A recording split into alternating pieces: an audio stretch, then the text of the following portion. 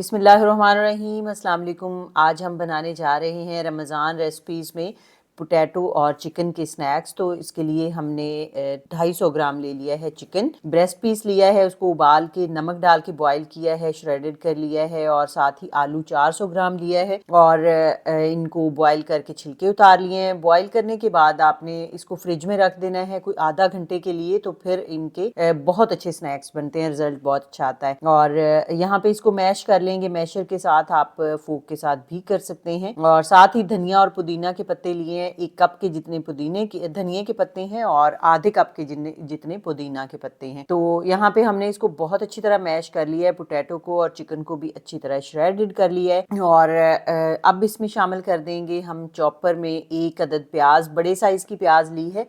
और प्याज आजकल जो आ रही है उसमें पानी बहुत ज़्यादा है, चॉप करके निचोड़ के इसका पानी पूरा निकाल लेना है और इसको खुश्क कर लेना है। ये मैंने बहुत बार बताया हुआ है कैसे आप पानी निचोड़ सकते हैं। आप किचन टॉवल में ले लें या तो कोई भी मलमल का कपड़ा ले लें, उसमें आप चॉप किया हुआ प्याज डालें और उसको स्क्वीज कर लें पानी उसका सारा। तो यहाँ पे चिकन और आलू को हमने बारी बारी डाल के तो उसको कर लेना है चॉप। धनिया और पुदीना डाल दिया है, चिकन आलू डाल दिए हैं, सब्ज मिर्चें 2 अदद काट के वो डाल दी हैं, और साथ में नमक 1 टीस्पून और हल्दी पाउडर 1/2 टीस्पून, कुटी हुई लाल मिर्च हमने डाली है 1 टीस्पून भर के, खुश्क धनिया पाउडर डाला है हमने 2 टीस्पून, 1.5 टीस्पून सॉरी डाला है, आप 2 भी डाल सकते हैं, और सफ़ेद ज़ीरे का पाउडर 1 टीस्पून। और ये जो हमने प्याज को ड्राई कर लिया था ना पानी निकाल के, वो वाली प्याज हमने इसमें शामिल कर ली है। बड़े साइज की 1 प्याज ली है, छोटी हो तो आप 2 ले लीजिएगा। तो इन सारी चीज़ों में हमने ये 2 ब्रेड के स्लाइस भी डालने हैं, लेकिन बाद में डालेंगे क्योंकि पूरा हमने फुल नहीं भरना चॉपर को, ये ख़राब भी हो सकता है, तो इसलिए थोड़ा थोड़ा पोर्शन करके हम डालेंगे और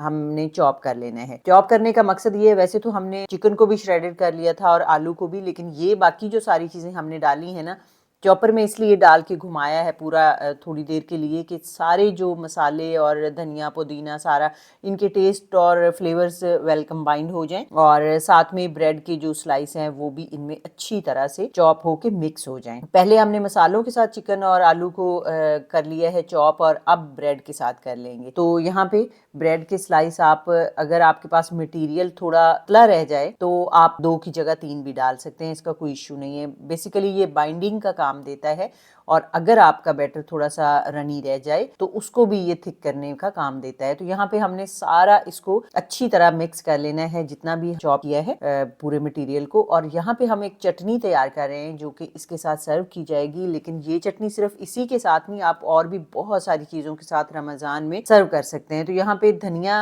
डाल दिया है, 1 हिस्सा धनिया, और उसका आधा हम लेंगे पुदीना, और 1 सब्ज मिर्च ली है, थोड़ा सा जीरा पाउडर डाला है, नमक डाला है, 2 टेबलस्पून हमने डाला है फ्रेश योगर्ट, और इसको हम अच्छी तरह कर लेंगे ब्लेंड। और ब्लेंड करके इसको आप रख लें फ्रीज करके, और थोड़ा सा इसमें से आप दही डालें और बाकी थोड़ा सा चटनी इसमें डालें, जैसे 1/2 टीस्पून और 4 टीस्पून के जितने दही डालें, और ये उसके लिए परफेक्ट है। तो आपकी चटनी तैयार हो सकती है। तो वो वाली चटनी हमने बना ली। अब हमने ऑयल ग्रीस कराया है हाथों को, और के हम स्नैक्स की शेप हम इसको दे लेंगे। शेप आप अपनी मर्जी से भी दे सकते हैं, लेकिन हम आपके पास साथ आज 2 से 3 आइडियाज शेयर करते हैं कि आप उनमें से कोई भी आप अडॉप्ट कर सकती हैं, या तो आप सारे भी अगर बनाना चाहें, प्रिपेयर करना चाहें तो आप कर सकती हैं। तो यहाँ पे बनाने का एक तो तरीका आपके साथ शेयर कर रहे हैं कि इस तरह का आप वुडन बेस ले लीजिएगा, और उसमें बहुत आराम से ये गोल घुमा के आप रोल की शेप दे सकते हैं। अगर आपने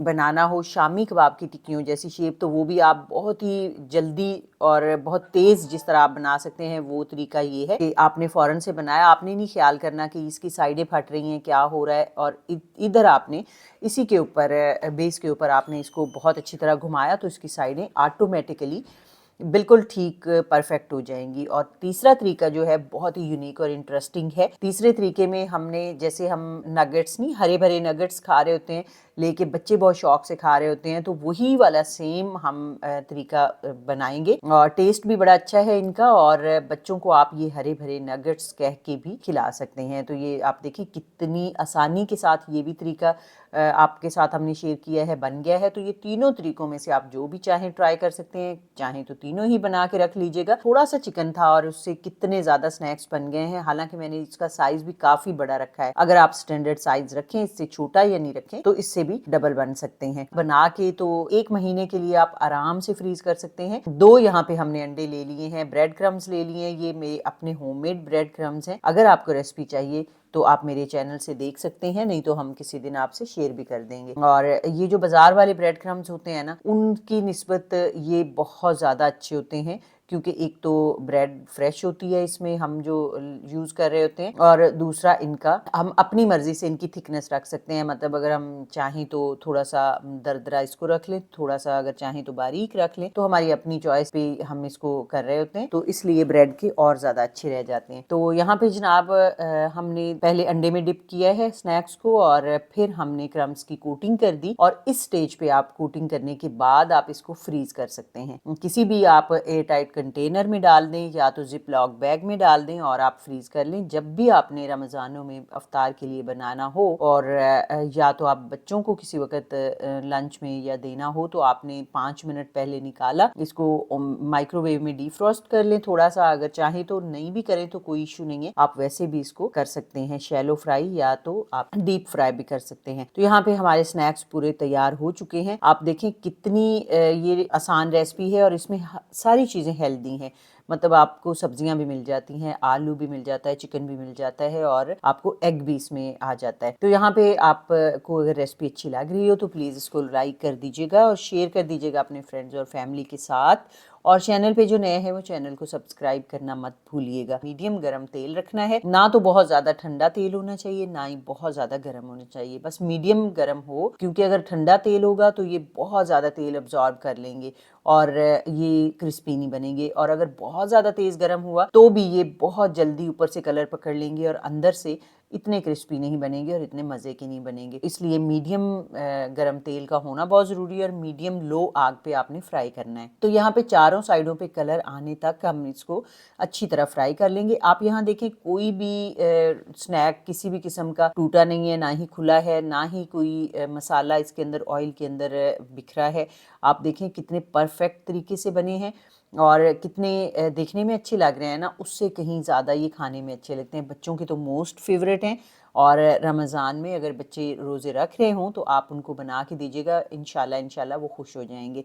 और यहाँ पे जब चारों साइडों से कलर आ गया तो हमने इनको निकाल लेना है, एक एक करके निकालेंगे। आपको दिखा रहे हैं इसका कलर कितना अच्छा आया है, और ये बहुत ही आसानी से बनने वाली रेसिपी है। पहली दफ़ा भी जो ट्राई कर रही होंगे ना बिगिनर्स भी, उनसे भी इंशाल्लाह ये परफेक्ट बनेगी। रेसिपी वही होती है जो आपका मटेरियल ज़ाया ना हो, आपका टाइम ज़ाया ना हो, आप उसको ट्राई करें तो वो परफेक्ट बने। हमारी जो सारी रेसिपीज़ हैं ट्राइड एंड टेस्टेड होती हैं। मुझे सबसे ज़्यादा तो ये होता है कि किसी का भी मटेरियल, किसी का टाइम और किसी का पैसा वेस्ट ना जाए तो रेसिपी ट्राई करने में। और अब जो दूसरा बैच हमने फ्राई करना है ना, चूंकि तेल हमारा अभी गर्म हो चुका है तो हमने चूल्हे से उतार लिया है, सही रख दिया है बगैर चूल्हे के, और इसमें हमने डाल दिए हैं कबाब। और ये डालने के बाद हमने फिर से उसको फ्राई किया है ऑयल उस पर हीट के ऊपर रख के।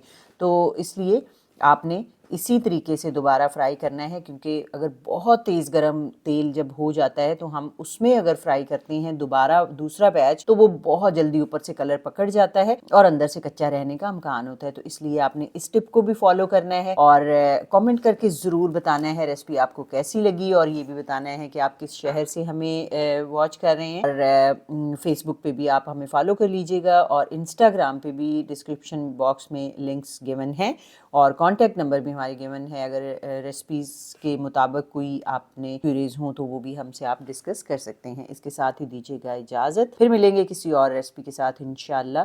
तब तक के लिए अल्लाह हाफ़िज़।